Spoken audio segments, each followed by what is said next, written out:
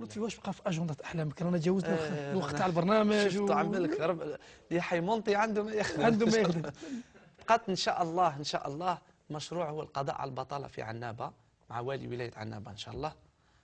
بالاضافه الى 100 محل اللي مدهم رئيس الجمهوريه. نعم.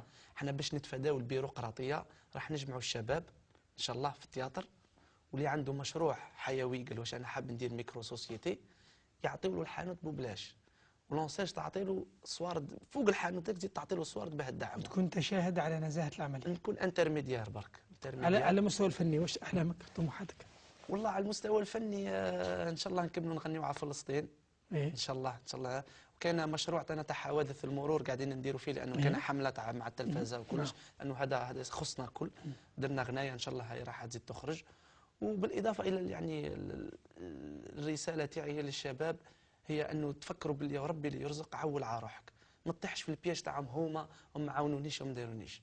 اخدم نبقى ديما عقب هذه الرساله، عول على روحك. والله راني دليل، والله العلي العظيم راني دليل حي. وكون جيت نكذب ربي حاسبني تما، راني نقولها لك بكل صدق. راني بديت من الزيرو، راني بديت بدور لا والله بالصوار تاع لابورس، الصوار تاع لابورس.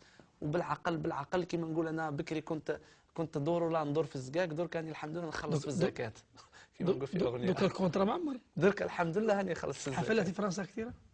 لا باس لا باس، ما نديرش بزاف لانه سابا لما امباكت كل هنا. مي درنا الزينيت، درنا با مال دو حفلات درنا على الفريق، سورتو كي ربح الفريق الوطني قلبت الدنيا، قلبنا الدنيا بالحفلات الحمد لله الحمد لله. وحتى في الجزائر لهنا مازالوا حفلات. انا اسمح لي كليت لك وقت بزاف بالك خرجنا على الموضوع. لا هذا هو الموضوع، ان شاء الله الرساله توصل. لا هذا هو الموضوع وهذه الرساله وهذه اردناها من خلال حتى برنامجنا سموه انتم ايضا.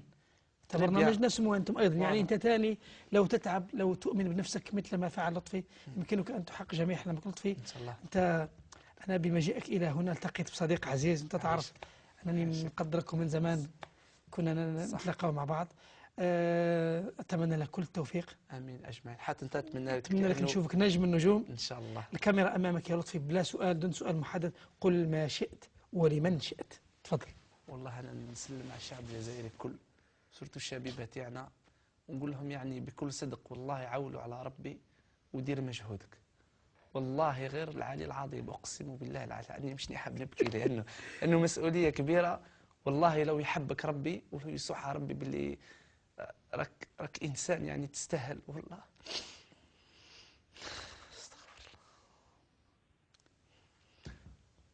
تحب تبكيني معك يا لطفي؟ انا ثاني كيما انت الدمعه قريبه. انسان كيحكي على ربي ويسوح فضل ربي سبحانه وتسمى ماذا به يبارطاجيه مع الناس هكا، وربي سبحانه والله غير يسهل لكم. والله نتمناها الكل.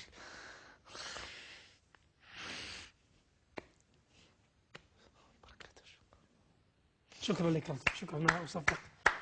كان هذا لطفي قالها واقسم وبكى ويبدو انه سيبكينا ايضا.